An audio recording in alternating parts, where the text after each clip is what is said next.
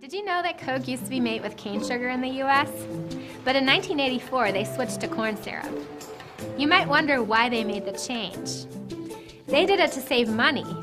It turns out that sugar in the US is about twice as expensive as it is in the rest of the world. But why is that?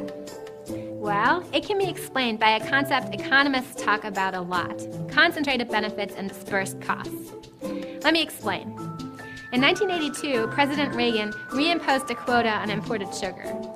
Quotas restrict the amount of a good that can be imported to the U.S., which reduces the supply of sugar and protects domestic producers from foreign competition. When you reduce the supply of sugar with a quota, the price rises. That's simple supply and demand economics. As a result, American consumers pay more for sugar and products that contain sugar than they would without a quota. A Commerce Department study estimated the cost of the quota to consumers at roughly $3 billion a year. So why would the government put a policy in place that hurts the majority of consumers and voters? Wouldn't that be political suicide? Actually, no. Because the $3 billion cost is very dispersed among the whole population of consumers, each of us individually pays only about $10 more on sugar products a year, so we don't even notice it. Most of us have no idea this quota even exists. And even if we do know about it, who's going to take the time to complain to the government or spend money to lobby to change the law? All that trouble over $10 a year? Meanwhile, the benefits of the quota are very concentrated.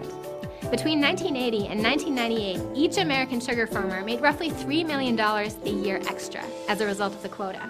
So each of them is willing to spend a lot of time and money making sure the law stays that way. They sent lobbyists to D.C. to talk to politicians because they need the quota to protect them from foreign competition. If the quota were removed, they would lose a lot of money, and some of them might even go out of business. So from a lawmaker's perspective, you have one side giving you all the reasons why the policy is so important, arguing we need the jobs or the industry or whatever their case is, and you have another side that hardly speaks up at all. Which way are you going to vote? It's pretty obvious. Concentrated benefits and dispersed costs. This simple concept explains so much of the policymaking and money spending that goes on in Washington. So what can we do to improve accountability and get rid of wasteful spending? Unfortunately, as long as we allow government to make policies that only benefit a certain group, that special interest will have a big incentive to get involved in politics. If we don't want large agribusinesses and other big corporations lobbying for these benefits, the only real answer is to limit what the government can do. More regulation or oversight won't fix the problem.